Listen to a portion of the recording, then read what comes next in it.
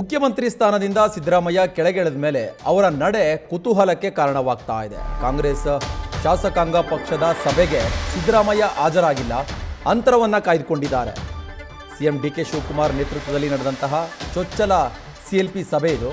ಈ ಸಭೆಗೆ ಸಿದ್ದರಾಮಯ್ಯ ಗೈರಾಗಿದ್ದಾರೆ, ಅಂತರವನ್ನ ಕಾಯ್ದುಕೊಂಡಿದ್ದಾರೆ, ಸಭೆಯಿಂದ ದೂರ ಇದ್ದಾರೆ.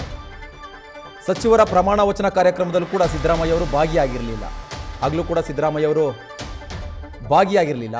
ಅಧಿವೇಶನದ ಮೊದಲ ದಿನ ಕೂಡ ಸಿದ್ದರಾಮಯ್ಯ ಗೈರಾಗಿದ್ದರು, ಸಕ್ರಿಯವಾಗಿ ಕಾಣಿಸ್ಕೊಳ್ತಾರೆ. ಎಲ್ಲೂ ಕೂಡ ಕಾಂಗ್ರೆಸ್ ಪಕ್ಷದ ಕಾರ್ಯಕ್ರಮಗಳಲ್ಲಿ ಸಿದ್ದರಾಮಯ್ಯ ಕಾಣಿಸ್ಕೊಳ್ತಾ ಇಲ್ಲ. ಇವತ್ತು ಕೂಡ ಸಿಎಲ್ಪಿ ಸಭೆಗೆ ಸಿದ್ದರಾಮಯ್ಯ ಭಾಗಿಯಾಗಿಲ್ಲ. ಹಾಗಾಗಿ ಸಿದ್ದರಾಮಯ್ಯವರ ನಡೆ ಬಗ್ಗೆ ಸಾಕಷ್ಟು ಕುತೂಹಲ ಕೆರಳಿಸ್ತಾ ಇದೆ. ಮುಖ್ಯಮಂತ್ರಿ ಸ್ಥಾನದಿಂದ ಕೆಳಗೆ ಇಳಿದ ಮೇಲೆ ಸಿದ್ದರಾಮಯ್ಯವರು ಸೈಲೆಂಟ್ ಆದ್ರ ಅನ್ನೋ ಒಂದು ಪ್ರಶ್ನೆ ಕೂಡ ಕಾಡ್ತಾ ಇದೆ. ಸಚಿವರ ಪ್ರಮಾಣ ವಚನ ಕಾರ್ಯಕ್ರಮಕ್ಕೂ ಹೋಗಲಿಲ್ಲ, ಅಧಿವೇಶನ ಆರಂಭವಾದ ಮೊದಲ ದಿನ ಕೂಡ ಸದನಕ್ಕೆ ಹೋಗಲಿಲ್ಲ. ಈಗ ಸಿಎಲ್ಪಿ ಸಭೆ ನಡೆದಿದೆ, ಈ ಸಭೆಯಲ್ಲೂ ಕೂಡ ಸಿದ್ದರಾಮಯ್ಯ ಅವರು ಭಾಗಿಯಾಗಿಲ್ಲ. ಹಾಗಾಗಿ ಸಾಕಷ್ಟು ಪ್ರಶ್ನೆಗಳು ಕೂಡ ಇಲ್ಲಿ ಉದ್ಭವ ಆಗ್ತಾ ಇದೆ. ಪಕ್ಷದಿಂದ, ಶಾಸಕರಿಂದ, ಜೊತೆಗೆ ಸಚಿವರಿಂದ ಸಿದ್ದರಾಮಯ್ಯ ಅಂತರ ಕಾಯ್ದುಕೊಳ್ತಾ ಇದ್ದಾರಾ ಎನ್ನುವ ಪ್ರಶ್ನೆ ಕೂಡ ಕಾಡ್ತಾ ಇದೆ.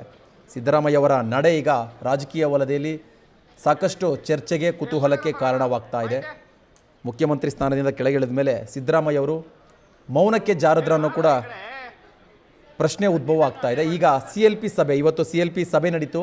ಡಿ ಕೆ ಶಿವಕುಮಾರ್ ಅವರು ಮುಖ್ಯಮಂತ್ರಿ ಆದ ಬಳಿಕ ನಡೆದಿರುವಂತಹ ಮೊದಲ ಸಿಎಲ್ಪಿ ಸಭೆ ಇದಾಗಿತ್ತು. ನೂತನವಾಗಿ ಶಾಸಕರಾಗಿ ಆಯ್ಕೆಯಾದವರು, ಜೊತೆಗೆ ಸಚಿವರಾಗಿ ಆಯ್ಕೆಯಾದವರು ಕೂಡ ಈ ಸಭೆಯಲ್ಲಿ ಭಾಗಿಯಾಗಿದ್ದರು.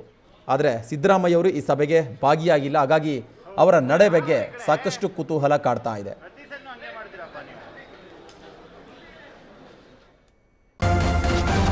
ನ್ಯೂಸ್ ಫಸ್ಟ್, ನಿರ್ಭೀತಿಯಿಂದ ನಿಮ್ಮ ಪರವಾಗಿ.